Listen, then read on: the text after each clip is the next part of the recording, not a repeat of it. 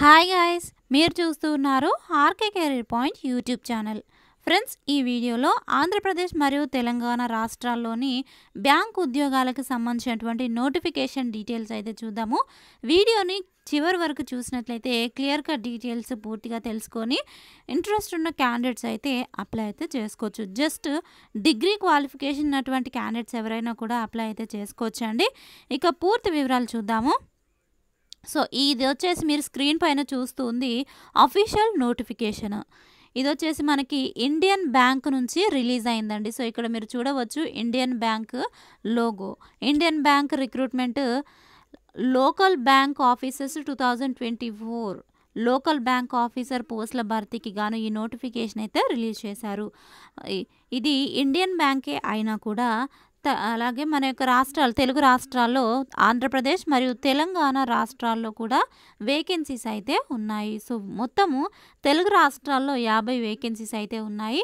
వీటిలో ఎస్సీ వారికి 7, ఎస్టీ వారికి 3, ఓబీసీలకు 13, అలాగే ఈడబ్ల్యూఎస్కి 5, జనరల్ క్యాండిడేట్స్కి జెంట్స్కి 22 అండ్ అలాగే హెచ్ఐఓసివిఐ వారికి ఒక్కొక్కటిగా కేటాయించడం అయితే చూడవచ్చు. టోటల్గా అన్ని స్టేట్స్కి కలుపుకొని టోటల్ మొత్తం 300 ఖాళీలను అయితే రిక్రూట్ చేయడానికి గాను ఈ నోటిఫికేషన్ అయితే రిలీజ్ చేశారు. ఇక వీటికి సంబంధించి అర్హతలు ఏంటి, ఏజ్ ఏంటి, ఏ విధంగా అప్లై చేసుకోవాలి అనేటువంటి వివరాలన్నీ కూడా చూద్దాము. చెప్పినట్లుగానే డిగ్రీ అర్హత ఉన్నటువంటి క్యాండిడేట్స్ ఎవరైనా కూడా ఈ జాబ్స్కి అయితే అప్లై చేసుకోవచ్చు. టోటల్ మొత్తం ఇందులో 300 ఖాళీలు ఉన్నాయి. లోకల్ బ్యాంక్ ఆఫీసర్ పోస్టులను అయితే భర్తీ చేస్తూ ఉన్నారు. అంటే మన యొక్క తెలంగాణలో అలాగే ఆంధ్రప్రదేశ్లో ఎక్కడెక్కడైతే ఈ యొక్క ఇండియన్ బ్యాంక్ యొక్క బ్రాంచెస్ అయితే ఉంటాయో ఆ యొక్క బ్రాంచెస్లో ఈ యొక్క ఆఫీసర్స్ని అయితే తీసుకోవడము జరుగుతుంది.